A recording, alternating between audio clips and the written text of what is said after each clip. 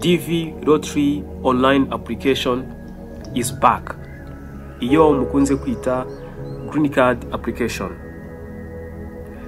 Nguhaye ikaze nanone. Niba uri mushya kuri channel yacu, turakwakiriye. Abandi bamaje gukora subscribe, nawe kora subscribe kuko amakuru aca hano ni ingenzi. Ino video irarangira umenye itariki ino application izafungurirwaho ndetse na deadline. Si ibyo gusa, ndakwereka nuko wakwapplyinga ndetse n'ibikenewe kugira ngo wemerwe kuba wakina green card. Niba ukunze ino topic tugiye kuganiraho, kora kuri klika like. Nkuko mubizi, buri mwaka United States of America itanga visas ibihumbi 55 ku banyamahanga bifuza gutura no gukorera muri America binyuze muri DV Electronic Diversity Visa Program. Iyo ugize amahirwe ukaba selected, uba wemerewe kuba wasaba ubwenegihugu bwo kuba muri America, permanent residence, ukaba watura muri America nk'umwenegihugu. Hari abibaza bati kuba wakwemererwa kwa applyinga uyu mwaka ese birasaba iki? Ese icyemezo cy'amavuko ni ngombwa? Ese passport irakenewe? Ese ni ngombwa kuba mfite permis yo gutwara imodoka? Ese nta mashuri angahe nsabwa kuba mfite kugira ngo nemererwe kuba nakwapplyinga kuri green card muri uyu mwaka? Bibuke ko abari bwa applying muri uyu mwaka bazajya gutura muri Amerika muri 2025. Rero ntuhangayike kuko ndi hano kugira ngo nkubwire ibisabwa kugira ngo ubashe kuba wakwapplyinga. Ntago ari byinshi muri uyu mwaka, don't worry. Icyo nakwibutsa nuko ino application ni ubuntu, totally free. What am I trying to say? Nuko wakwimukira muri Amerika nta muntu muziranyeyo, nta family uhafite, nta kazi, byose wifashijwemo na green card. Twihuse, ikintu cya mbere nakubwira usabwa kugira ngo applying green card uyu mwaka nukuba uri mu bihugu byemerewe kwa applying. Muri video description hasi ndaza kugusigira link yerekana ibihugu byose United States of America yemerera kuba abaturage babo bakwapplyinga basaba green card. Ariko ntugire ikibazo, ibihugu byo muri East Africa, Kenya, Uganda, Tanzania, Burundi, Rwanda, namwe murimo kwapplyinga, you are allowed to apply. Ariko ushaka kureba n'ibindi bihugu ibyemewe n'ibitemewe, ushaka gukora research, ndaza kuguha link ku buryo wabisura. Ikindi kintu usabwa ni ukuba wararangije byibuze amashuri yisumbuye, high school education, cyangwa se ukaba ufite imyaka 2 y'uburambe, experience mu kazi kawe usanzwe ukora. Ikindi ni ukuba witeguye gukurikiza amategeko n'amabwiriza asabwa na United States of America Immigration Visa. Nifuza ko wazirikana ko ino application ikorwa n'abantu benshi batandukanye baturuka ku isi hirya no hino. Rero abari competition. Rero ugomba gushyira mu bitekerezo byawe ko kuba wujuje ibisabwa ntabwo bivuze ko byanze bikunze uzaba selected. Ni abantu benshi babujuje ibisabwa, ariko kubw'amahirwe nawe ushobora kuba selected uramutse ukoze application yawe neza ukurikije amategeko n'amabwiriza. Ntabwo bigoye. Iyi application izafungurwa ku itariki 4 z'ukwezi kwa 10 umwaka wa 2023 isaa 6 zuzuye. Don't miss. Naho ku kijyanye na deadline ni ku itariki 7 z'ukwezi kwa 11 umwaka wa 2023 nabwo saa 6 zuzuye. nagushishikariza no kuba wakora application mu ba mbere. Reka nguhe na website yizewe wakoreraho application yawe: www.dvprogram.state.gov www.dvprogram.state.gov. Iyo ni website wanyuraho wifuza gukora application yawe.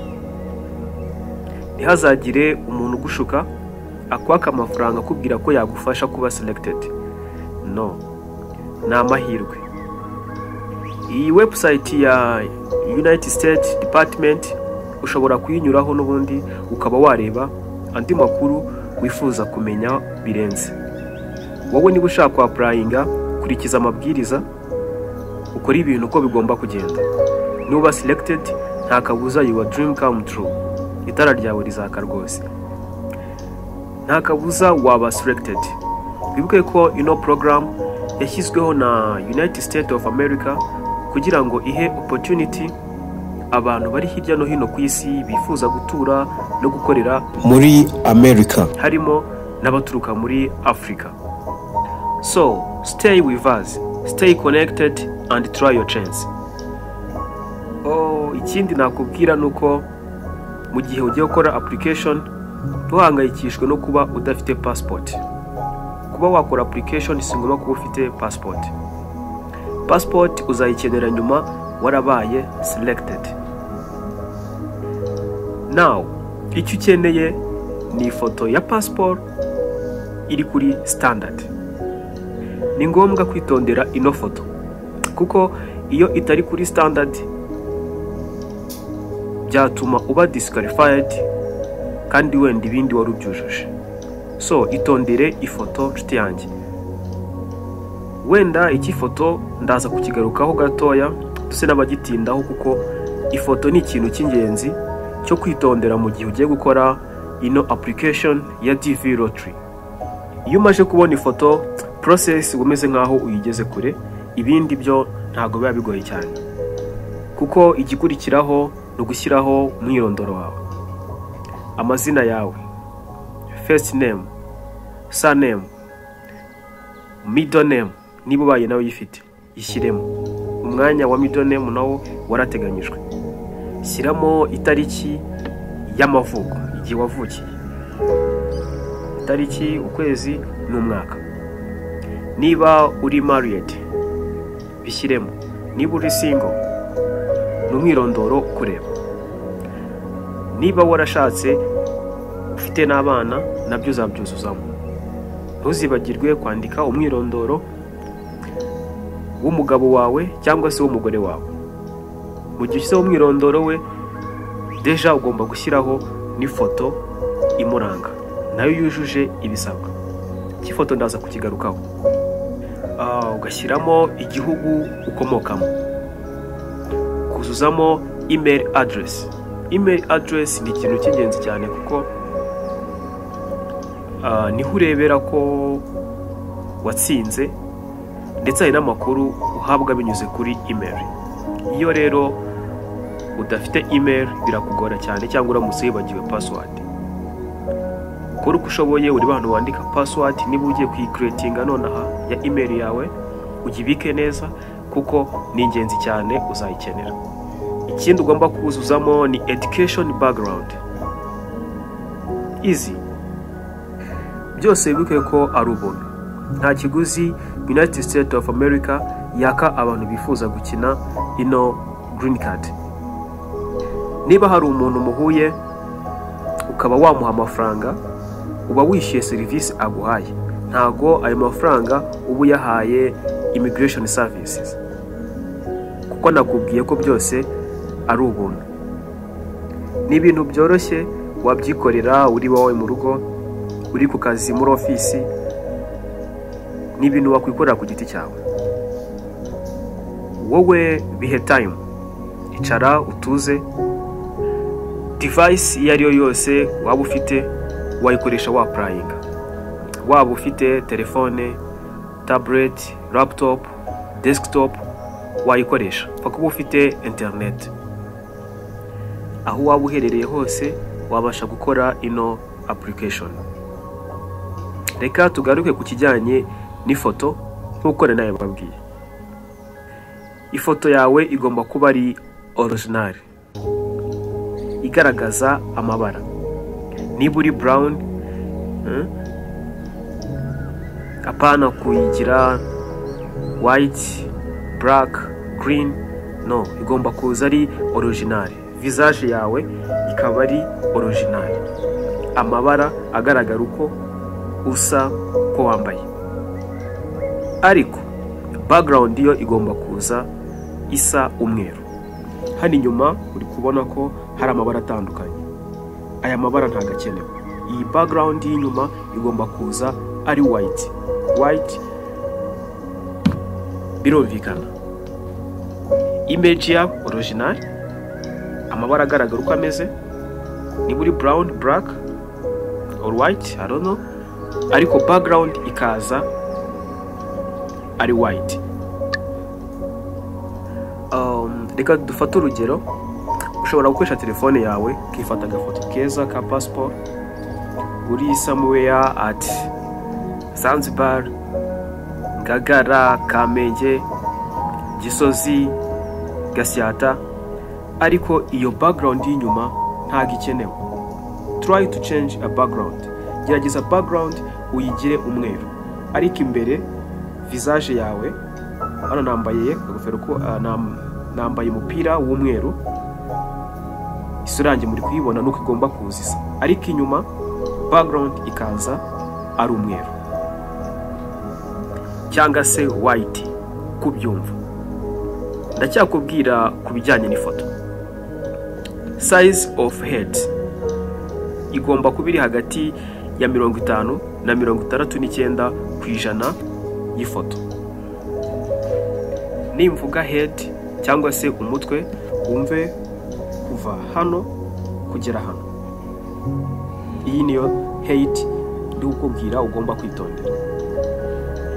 Nimvuga hagati ya 50 na 69% bya height gutya, ntiwumve ko umutwe ugomba kugira 50% by'ifoto yose. Oya, no guturuka aho ifoto itangirira hejuru kuza hano ku mutwe utangirira kugeza hano kumanuka aho ifoto irangirira. Guturuka aho ifoto itangirira kugira aho ifoto irangirira hasi. Umutwe wawe ugomba kuba uri hagati muri bya bipimo nakubwiye, hagati ya 50 na 69%. Height ni ngombwa. Wenda ubugari bwo ntago babwitaho, ariko height irakonta cyane. From here to here. Ikindi nakubwira ku ifoto, iyi foto ugiye gukoresha muri application igomba kubirengeje amezi 6 ifashwe. Mwarabibonye ko nyuma y'amezi 6 haba hari some changes ku muntu. Hari igihe barabyibushye cyangwa yananutse, harimo baba barazanye amatama, ubwanwa bwarakuze, imisatsi, abandi barazanye ibintu bya hano. So ukaba wagera muri embassy bakaba bakuyoberwa. So try gukoresha iyo foto itarengeje amezi 6 ifashwe. Ikindi, mu gihe uri kwifotoza ifoto yo gukoresha muri application, reba muri kamera straight, wikwihengeka ushaka kwirya bya bindi byo mu buzima busanzwe. Nanone wiseka cyane ngo wasame. Oya, ushobora kuba serious. Try to be serious. Ugomba kuba seriye kugira ngo wa mwimerere wawe, ya visage yawe idahinduka. Wikwasama. Stay focus. Reba muri kamera. Amatwi yose agomba kuba agaragara. Ikindi, ibintu byo kwambara ingofero nk'uko nyambaye ntago byemewe. Niba uri no Islam ushaka gukora application, try yikuramo ziriya gahunda. Niba ari ingofero, niba ari umwitandiro, sinzi ukuntu mubyita, banze ufata ifoto kugira ngo uzuze requirements. So nakubwira ngo stay with us andi makuru tubona yagufasha nzanyabahera ku gihe. Be prepared now. Itegure nonaha uzabe mu ba mbere bazakora application. I wish you a good luck. Love you.